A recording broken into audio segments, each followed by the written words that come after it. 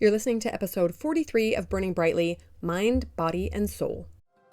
This is Burning Brightly, a podcast for Christian moms who are feeling called to build a business and share their light with the world. I'm Bonnie Wiscombe, a life coach, mom, and entrepreneur, and I'm honored to be your guide as you face this business building adventure, full of highs, lows, and everything in between. This is where we help each other find the courage to shine.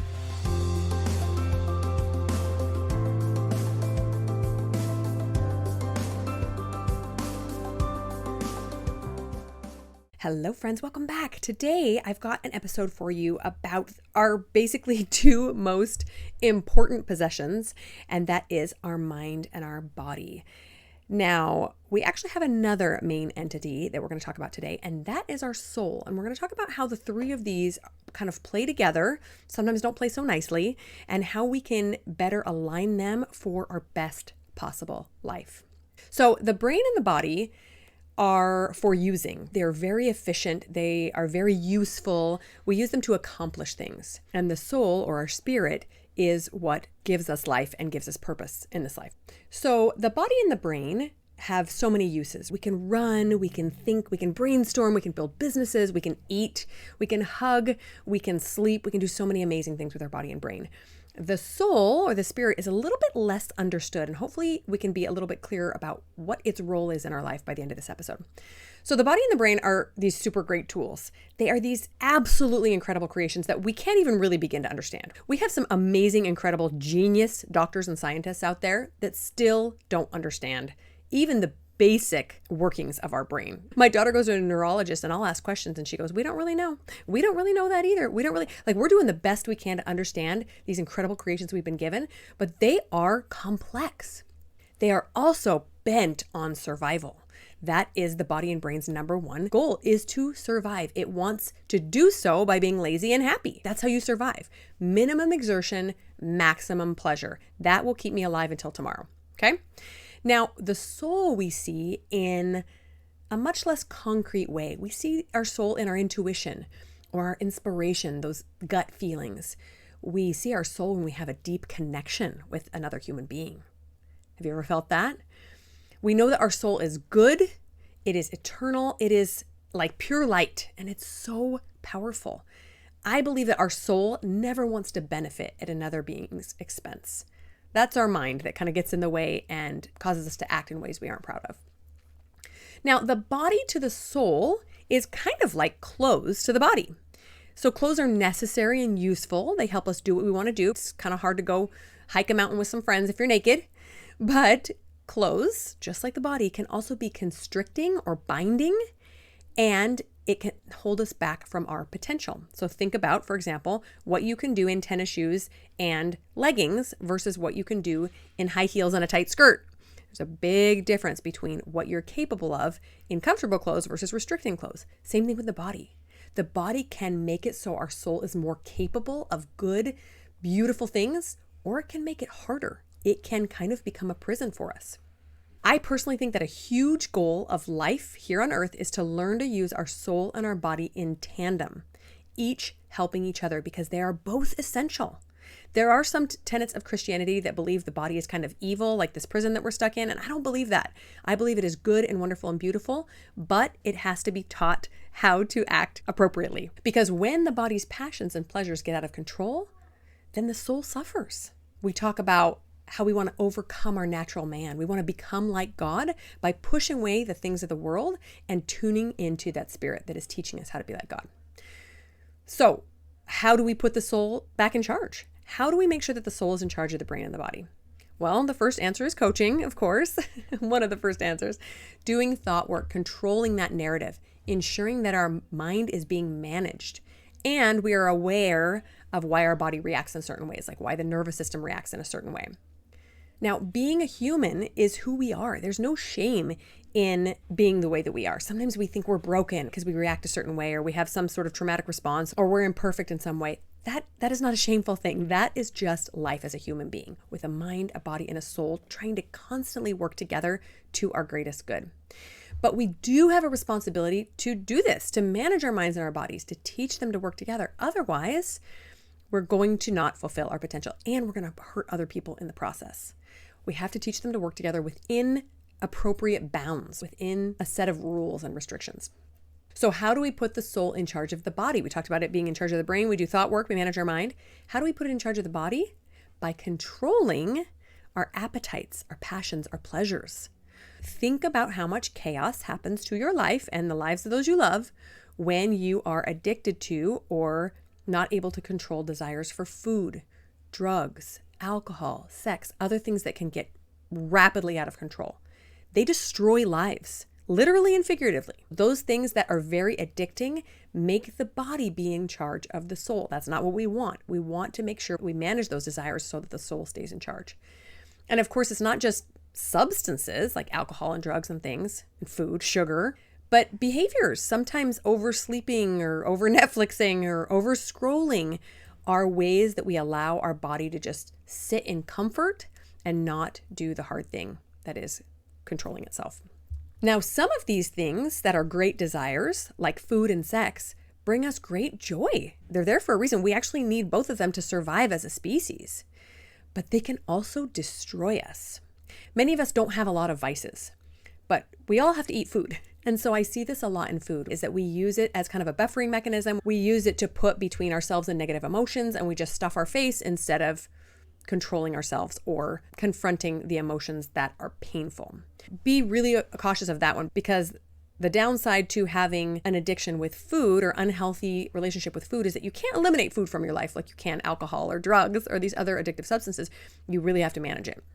I think that a simple way to put this is that addictions are the body's pleasures being prioritized over the soul's purpose. So I'll say that again.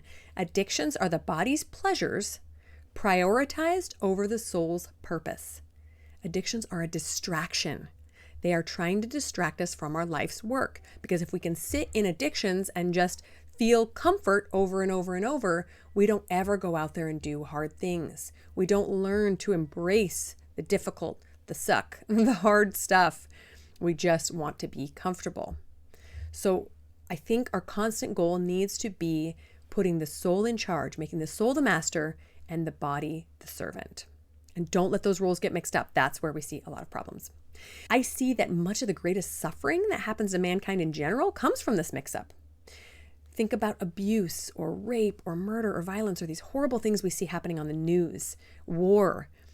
These come from allowing the body's wants, like revenge or power or sex, to overcome the soul's needs, which of course the soul is always quieter. The soul whispers. The body screams, I'm hungry.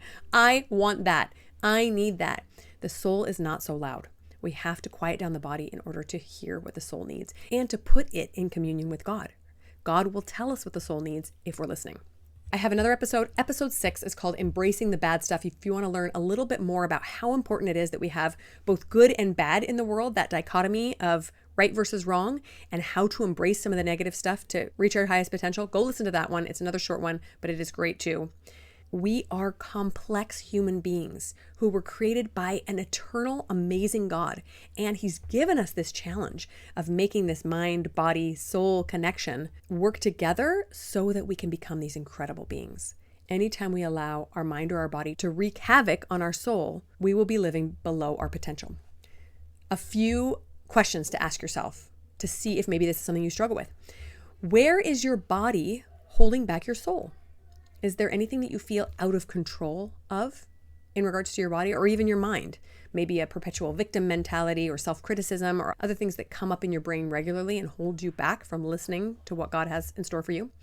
Are there addictions that you see yourself struggle with? And again, these could be something that you don't necessarily think of when you say addictions. They could be being on Instagram too long, maybe reading too many novels or too much TV. Is there anything that your body is taking comfort in that could be scaled back on? Are there substances or behaviors that you consistently use as a buffer? Remember, a buffer is something we put between us and negative emotion. So I find myself using sugar a lot for this. When I have negative emotion come up, I think, I need some hot chocolate.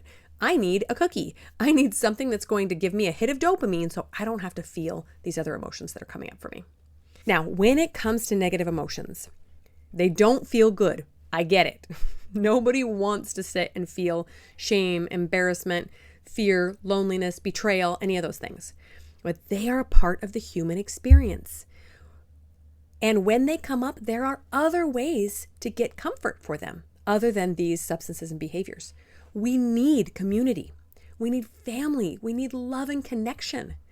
And we need God. We need something greater than us to look to help us through these hard times. Just be aware of when you are substituting these good ways of finding comfort in hard times with the counterfeit substitutions like food, drugs, alcohol, etc. The things that will be destructive to you. Look to your family, your friends, your God for comfort in those times. And then sometimes we just have to allow the negative emotion to move through us. There are so many opportunities to do this in life that will strengthen us and help us reach our dreams. A few ideas are fasting. Do you ever try to fast? I do this about once a month for spiritual reasons. And it is hard, you guys, going without food for, I really only do it for about half a day, 2/3 of a day. It's difficult and you're hungry and you're whiny and you get cranky. And I find myself really having to manage my mind when my stomach is growling all day.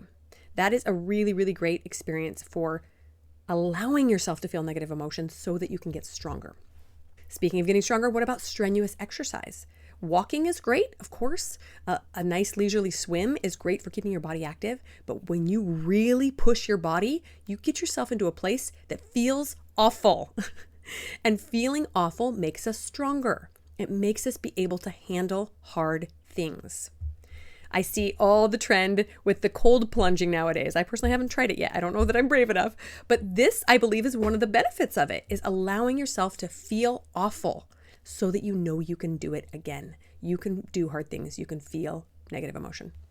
Let's go back to food. If food tends to trip you up or you feel like you have a mild addiction there, what about eliminating really addictive substances like flour or sugar?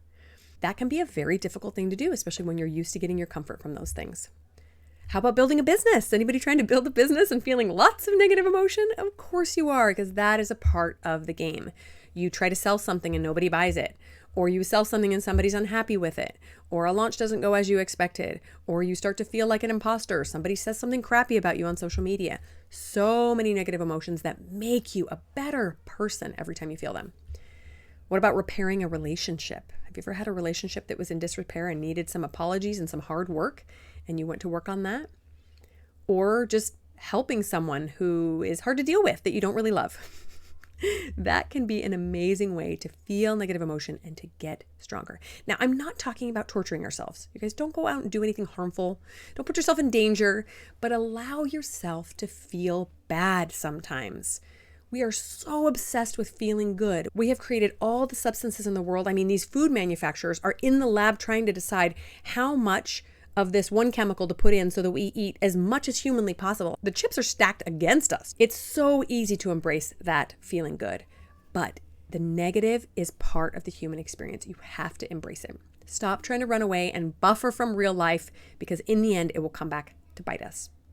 So this week, I challenge you to seek what your soul is seeking. What does your soul need? And if you can't hear it, maybe it's time to listen a little bit more. And then use your body and your mind to complement your soul's journey and help it get there. Don't allow that body and mind to take over. They are incredible tools, but they are not in charge of this life of yours. You have a beautiful, amazing life ahead of you. I can't wait to see what you do with it. Let's talk next week. Are you ready to get started on your dream business? Join Finding Your Side Hustle, my digital course that will guide you through discovering what it is you love and how to turn it into a family-friendly business. Are you ready for one-on-one support as a mom or entrepreneur? Schedule a free coaching call with me to work on the goals you have for your life, including business success, weight loss, or better relationships. I can't wait to help you make progress on your dreams.